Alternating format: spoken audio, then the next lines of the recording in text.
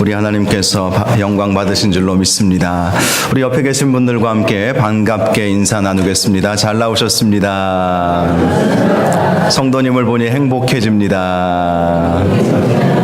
성도님은 보석과 같습니다.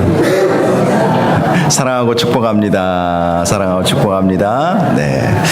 오늘 신년 첫 주일입니다. 신년 감사 예배로 하나님 앞에 예배를 올려드리고 있습니다. 2019년도 하나님께서 기뻐하시는 예배자들 되시기를 주님의 이름으로 축복합니다. 우리 한 번 더 옆에 계신 분들과 인사하겠습니다. 하나님께서 기뻐하시는 예배자가 되십시오. 네, 감사합니다. 오늘 말씀의 제목은 하나님은 이미 시작하셨습니다 라는 제목입니다. 하나님은 이미 시작하셨습니다. 오늘 말씀 통해서 주님의 크신 은혜를 나누실 수 있기를 바랍니다. 우리 인생에 대해서 두 가지 관점이 있는 것 같습니다. 하나는 우리 인생을 산을 오르는 것 같다 이렇게 말씀하시는 분들이 있어요. 어떤 목표를 이루기 위해서 험난한 산을 계속해서 올라가는 것이죠. 제가 작년에 우리 남전도의 회원들하고 대둔산을 간 적이 있습니다. 올라가는데 너무 힘든 거예요. 너무 힘든 거예요. 어쨌든 하나님의 은혜로 끝까지 갔다가 이제 내려오는데 올라오시던 분들이 이런 이야기를 하시더라고요.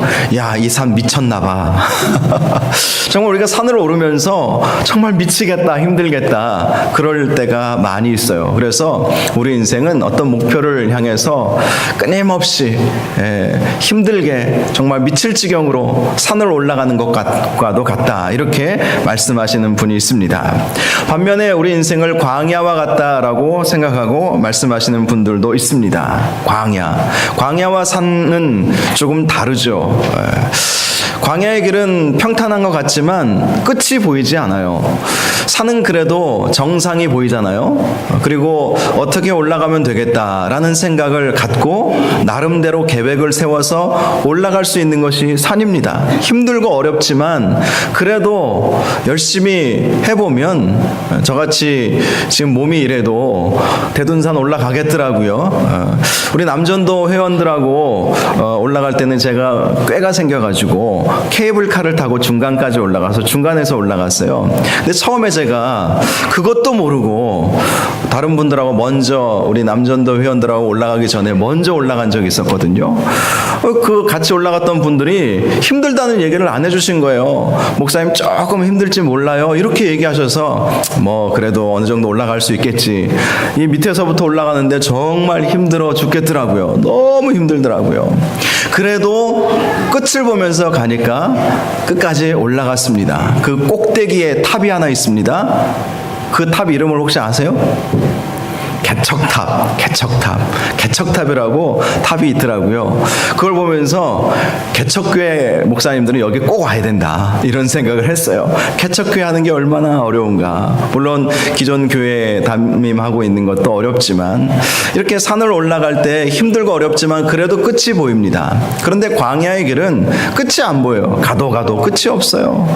이게 길인지 아닌지 모르겠어요. 산은 그래도 어떻게 하다 보면 길이라도 있죠. 이 광야는요, 이게 길인지 아닌지, 내가 제대로 가고 있는 건지, 지금 내가 엉뚱한 방향으로 가고 있는 건지, 뱅뱅뱅 돌고 있는 건지 모르는 거예요. 가다 보니까 다시 제자리에 돌아와 있을 때도 있고, 이건 도무지 알 수가 없는 것. 그것이 광야의 길인 것입니다.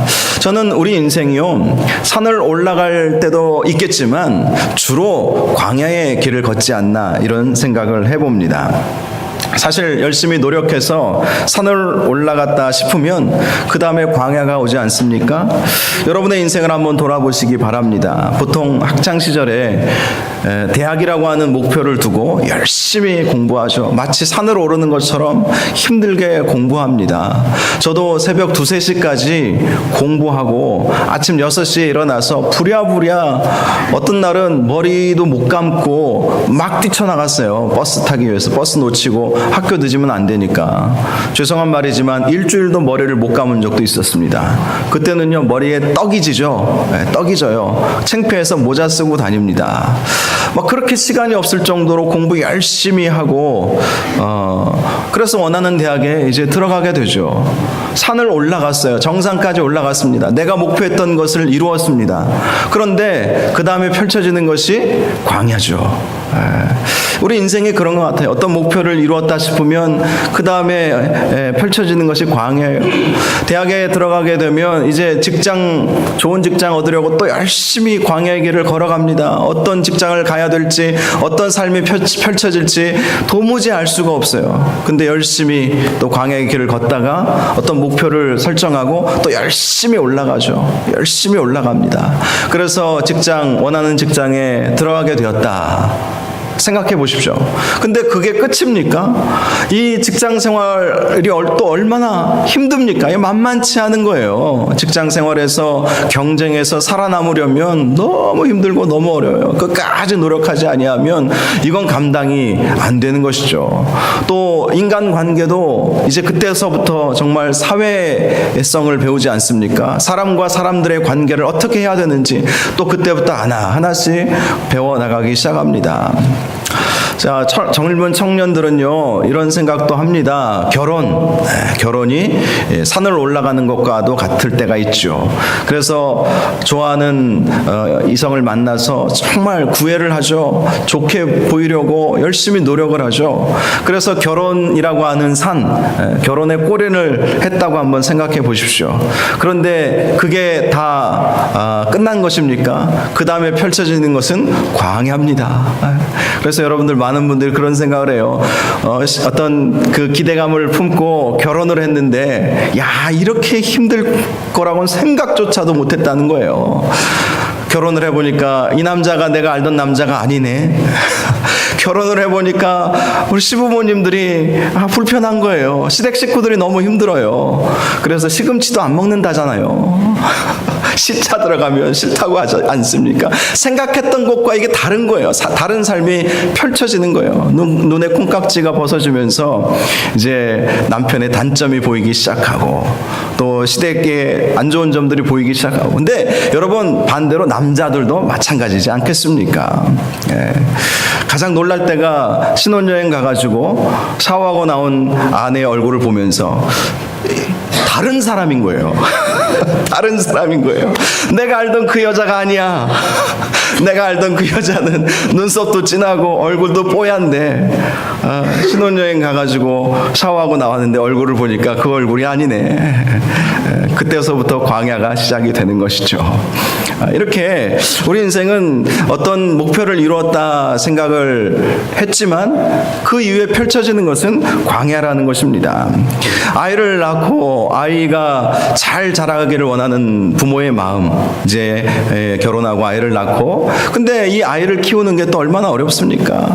우리가 살아온 그 삶을 아이가 동일하게 이렇게 반복하면서 살아가야 되지 않겠습니까? 그러면 아이가 힘들 때마다 어떤 목표를 세울 때마다 우리도 같이 산으로 올라가고, 고3 되면 엄마도 고3 되잖아요. 같이 잠을 못 자는 거예요.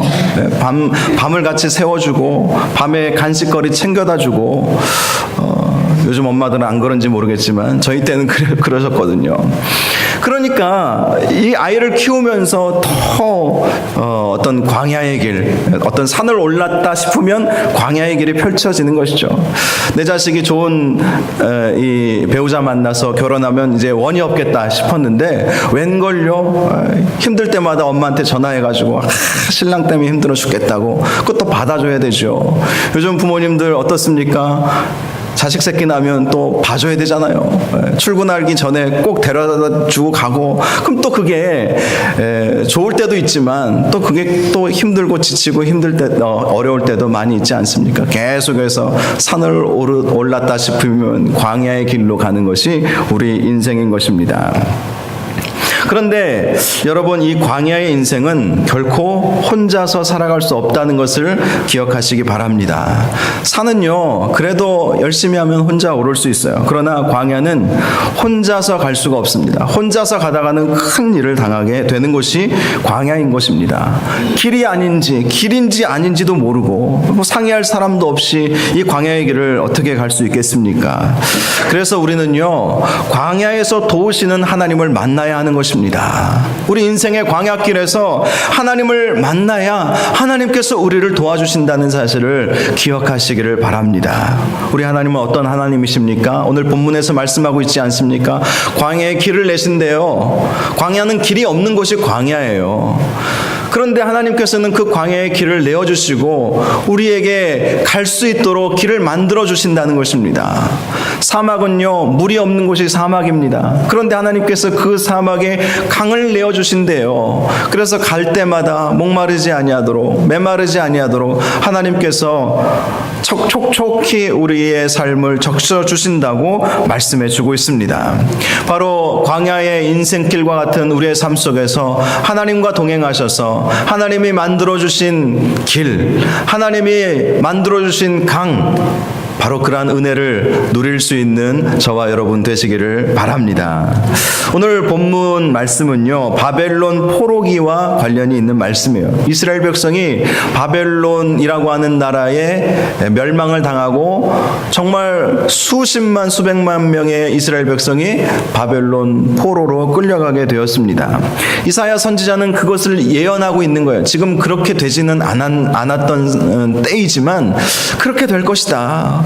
우리가 지금 하나님을 떠나면 결국 바벨론이라고 하는 나라에 포로로 끌려가게 될 것이다. 그렇게 지금 예언을 이사야 말씀을 통해서 해주고 있습니다. 그런데 오늘 말씀을 보면 그 가운데서도 희망의 말씀을 우리에게 주고 있습니다. 14절 말씀 다시 한번 읽어보겠습니다. 시작. 너희의 구속자요 이스라엘의 거룩한 이 여호와가 말하노라. 너희를 위하여 내가 바벨론에 사람을 보내어 모든 갈대아 사람에게 자기들이 연락하던 배를 타고 도망하여 내려가게 하리라. 아멘. 오늘 이 말씀을 보면요, 하나님께서 바벨론 포로로 끌려간 이스라엘 백성들을 향해서 이사야 선지자를 통해서 하신 말씀이에요. 너희의 구속자요 이스라엘의 거룩한 이 여호와가 말하노라. 너희를 위하여 내가 바벨론에 사람을 보내어서 모든 갈대아 사람에게 자기들이 연락하던 배를 타고 도망하여 내려가게 하리라. 갈대아 사람은 바벨론 사람을 말하는 것입니다. 바벨론 사람들이 다 도망가는 역사가 이루어지게 된다고 말씀하는 거예요. 이스라엘 백성을 포로로 사로잡고 있던 그 바벨론 사람들이 하나님의 역사하심으로 말미암아 다 도망가는 역사가 이루어지게 될 것이다. 이렇게 말씀하고 있습니다. 특별히 이 말씀 가운데서 우리 하나님에 대해서 말씀해주고 있는 구절이 있죠. 바로 구속자라는 말씀. 너희의 구속자. 이사야 선지자는 우리 하나님을 구속자라고 말씀합니다. 여러분, 우리 하나님은 우리의 구속자가 되어주심을 믿으시기를 바랍니다. 구속자, 구원자, 우리를 구원해 주실 유일한 분은 하나님밖에 없다는 것입니다. 광야의 길, 사막의 길에서 우리를 안전하게 지켜주실 분은 오직 여호와 우리 하나님밖에 안 계심을 여러분 기억을 하시기를 바랍니다. 구속자. 그런데 그 다음에 또 이런 말씀이 있어요. 거룩한 이 여호와. 우리 하나님은 거룩하시다. 이 말씀이 주는 의미가 있어요. 우리가 여호와의 구원의 은총을 누리려면 거룩하신 하나님을 알아야 한다는 것입니다. 거룩하신 하나님. 하나님은 거룩하십니다. 그래서 우리에게도 거룩을 요구하시는 거예요. 여러분, 광야의 인생길에서 하나님의 구원을 경험하기를 원하십니까? 하나님의 구속, 하나님의 구원을 여러분 경험하기를 원하십니까? 그렇다면 하나님은 거룩하시다. 하나님은 거룩하시다라는 사실을 기억하시기 바랍니다. 그래서 우리는 회개가 없이는 결코 구원의 은혜를 경험할 수가 없어요. 회개라고 하는 것은 하나님께 돌아가는 거예요. 하나님은 거룩하시기에 회개를 통해서 우리의 모든 죄의 문제를 해결받아야 구원을 받을 수가 있습니다. 인생길에서 하나님의 건지심을 받을 수 있게 될 것이고 또 우리는 천국의 구원을 얻을 수가 있다는 거예요. 회개하고 주님께 돌아가는 것. 하나님 거룩하시기에 죄 있는 상태 그대로 우리를 받아주시지 않는다는 거예요. 우리의 죄의 문제를 해결해 주시고 난 다음에 하나님께서 우리를 받아주시는 거예요. 그런데 우리의 죄의 문제가 어떻게 해결되었습니까? 예수 그리스도께서 십자가 지심으로 우리가 그 사실을 믿기만 하면, 예수님의 죽음이 나의 죽음이 되는 것을 믿기만 하면, 예수 그리스도를 내 마음속에 영접하고 그분을 받아들이기만 하면 우리는 거룩하여지게 되고 주님께 돌아가게 되는 것이고, 그때서야 하나님께서 우리를 구원하여 주신다는 사실을 기억하시기 바랍니다. 이 돌아가는 것이 참 중요한 거예요. 탕자의 비유에서도 그렇지 않습니까? 탕자가 허랑방탕하여서 정말 삶을 허비하면서 살았어요. 예수 믿지 않던 우리의 상태를 탕자가 보여주고 있는 것입니다. 아버지 없이도 얼마든지 나는 살 수 있다. 아버지의 분깃을 먼저 주십시오. 그럼 제가 멋지게 살아보겠습니다. 그런데 실제로 어떻게 됐습니까? 허랑방탕하여 모든 것을 허비하고 자기 뜻대로 되지 않았던 것이죠. 탕자는요, 머리가 아주 명석한 사람이었던 것 같아요. 왜냐하면 아버지의 분깃이 나에게 상속받을 것이 무엇인지 이미 알고 있었고, 또 그것을 다른 사람들에게 팔기 위해서 이미 서로 다 연락해놓고 다 계약을 맺어놓은 상태예요. 그래서 아버지가 딱 가져가라 하니까 그거 받아다가 바로 외국으로 나가지 않았습니까? 그만큼 여러분, 타국으로 간다는 것은요, 결단과 용기, 지혜 이런 거 없이는 결코 이루어질 수 없는 거예요. 그런데 탕자가 그랬어요. 머리도 좋고 결단력도 있고 담대함도 있고 지혜도 있었어요. 그런데 자기 힘으로 살아보려고 했는데 됩니까? 안 되는 거예요. 결국은 성경은 그의 삶을 허비한 삶이었다, 쓸모없는 삶이었다라고 평가하고 있습니다. 그런데 탕자가 잘한 일이 하나가 있어요. 그것이 무엇입니까? 아버지께로 돌아간 거예요. 자기가 지금 이제 먹을 것도 없고 정말 잘 곳도 없고 너무 힘들어 죽겠을 때 아버지께로 돌아가자, 아버지께로 돌아가자, 차라리 아버지 밑에 종이라도 되자, 이런 마음을 가진 것이 탕자가 유일하게 잘하는 것입니다. 그런데 그렇게 아버지께로 돌아오니까 아버지가 그 탕자를 어떻게 맞아주셨습니까? 자기 아들로 다시 원상 회복시켜 주신 거예요. 손에 가락지를 끼워 주셨죠. 또 옷을 새 옷으로 갈아입혀 주셨죠. 그리고 신발을 신겨 주셨습니다. 신발을 신는 것은 자유인만이 당시 시대에는 신발을 신었다고 해요. 자유인으로 만들어 주신 거예요. 여러분, 이렇게 아버지께로 돌아가는 그러한 마음, 그러한 결단이 있을 때 우리 하나님은 우리의 구속자가 되어주심을 기억하시기를 바랍니다. 그래서 하나님에 대해서 너희의 구속자여 이스라엘의 거룩한 이 여호와라고 말씀하고 있습니다.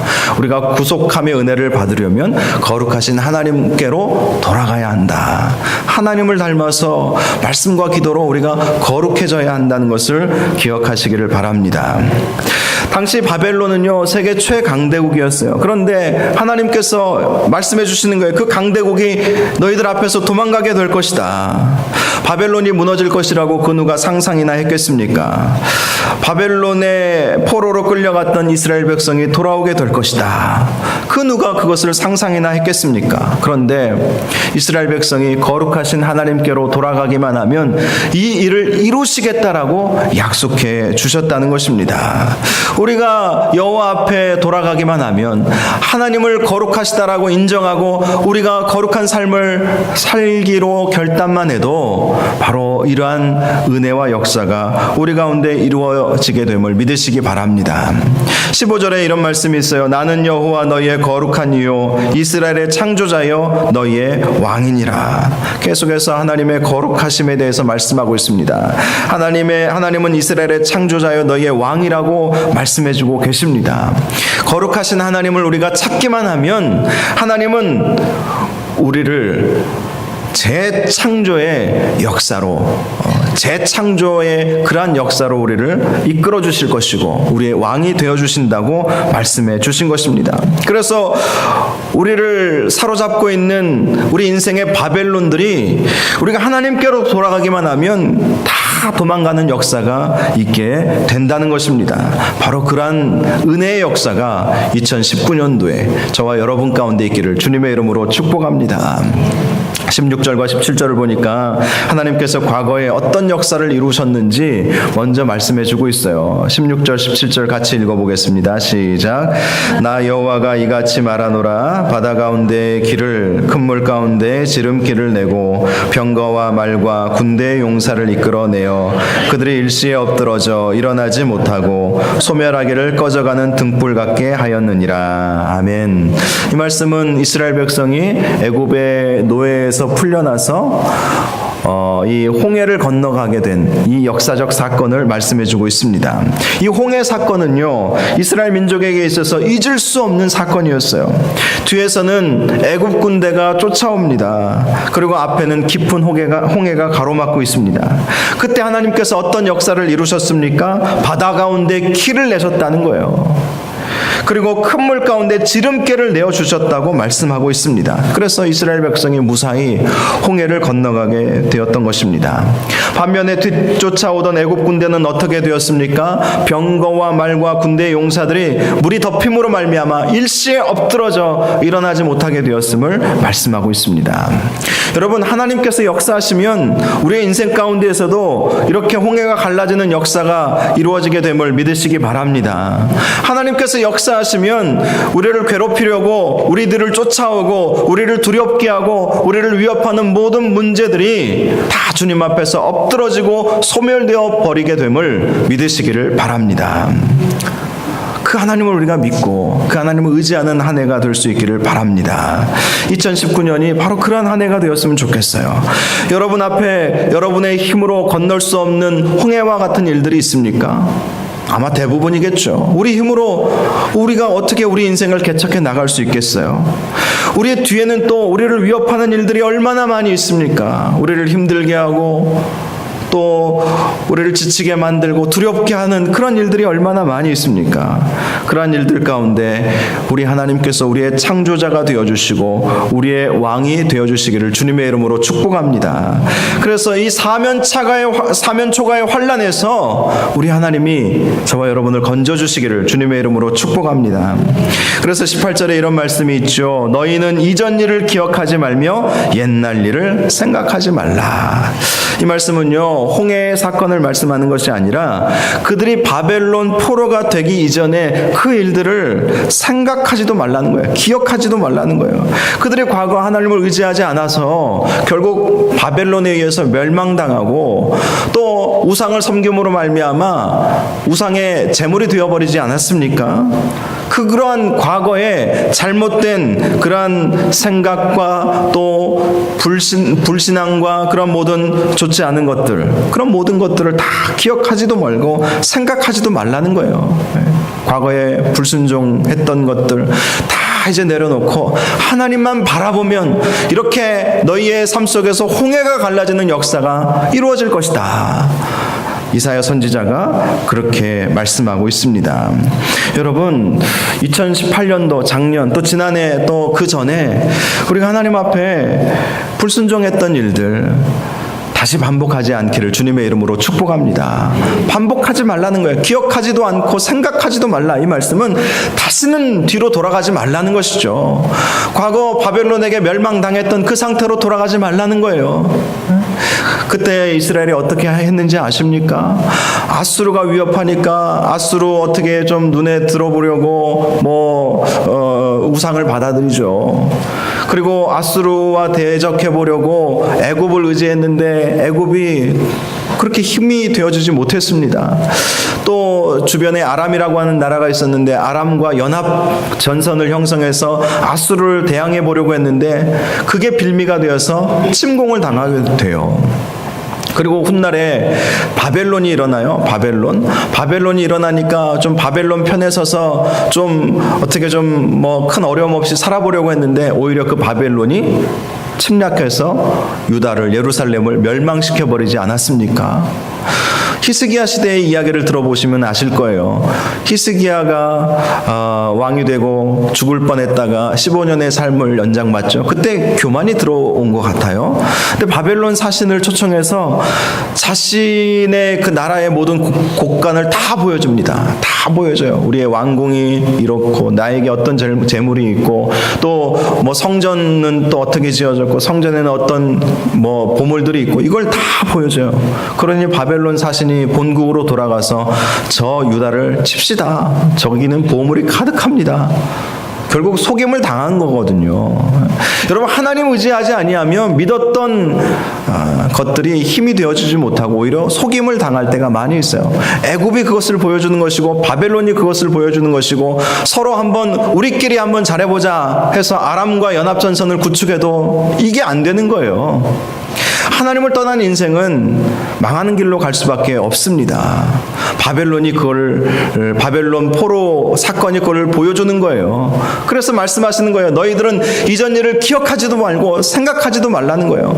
결코 과거로 돌아가지 말라고 말씀해 주고 있습니다.